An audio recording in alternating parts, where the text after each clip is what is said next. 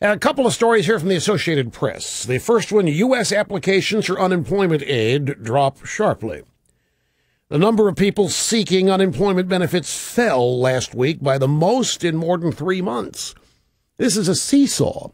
Just yesterday, we had the news from ADP that new jobs are paltry, 119,000.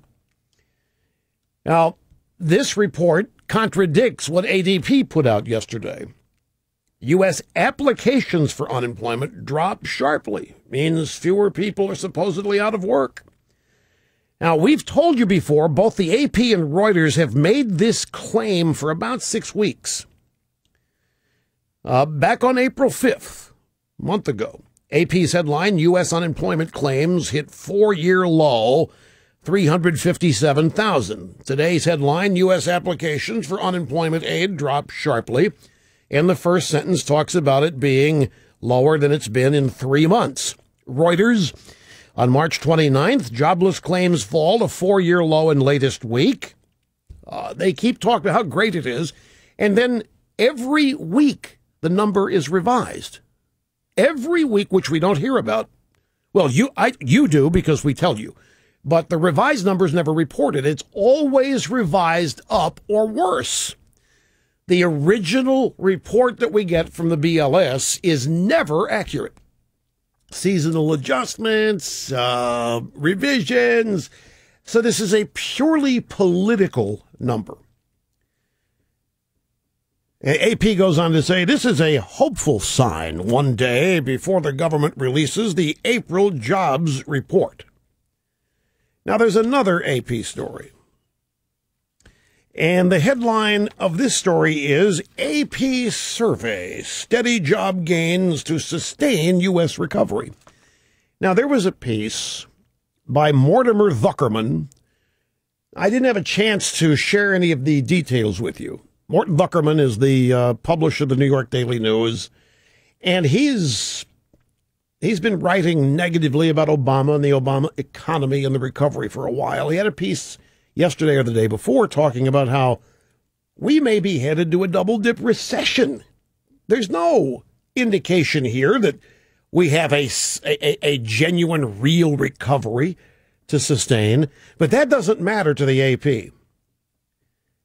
Look at the headline. AP survey, steady job gains to sustain U.S. recovery. What steady job gains? What recovery?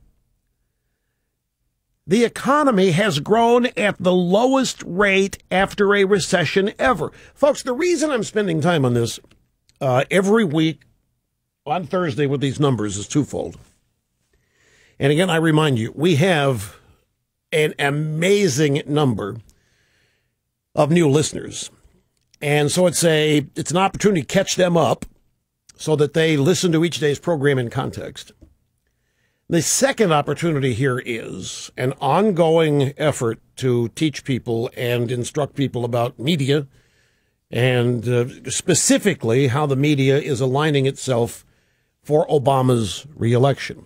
Lying, making things up, taking little bits of data and amplifying it beyond what's factual.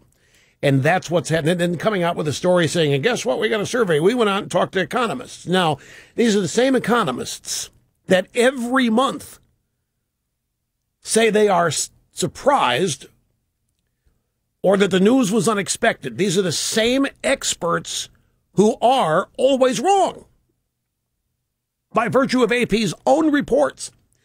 Every report on jobless numbers, the AP has the words surprised or unexpected, meaning whatever the number is, everybody that they talk to prior is shocked that the number's what it is. So the experts they're talking to are always wrong. And thus they've gone out and talked to these experts and they've surveyed their own experts. And their own experts who are never right are now predicting the unemployment rate will be below 8% by election day. Now, why is that important? Well, because no incumbent president has ever been reelected with the unemployment rate below 8% or above 8%. It's never happened. And so it's now an objective. Marching orders have been given. The media must find a way to get and the regime too, must find a way to get the unemployment number under 8% to satisfy this this statistic that has never been wrong. And so the AP is basically telling us, get ready, this is what we're going to do. No matter what the facts are, we're going to have this thing under 8% by the time you go into the voting booth in November. And they're going to do it by hook or by crook. One of the ways the regime is doing it, and I beg your indulgence in repeating this again, the U.S. job market is missing 2 million jobs since Obama was inaugurated. There are 2 million fewer jobs overall available to be filled in this country since Obama took office in January of 2009. So if the universe of jobs available is down by 2 million and growing, by the way, then the unemployment number expressed as a percentage is always going to come down. If you make smaller the universe against which the calculation is being made, which is precisely what's happened. And this has been documented and illustrated by James Pethokoukis at the American Enterprise Institute.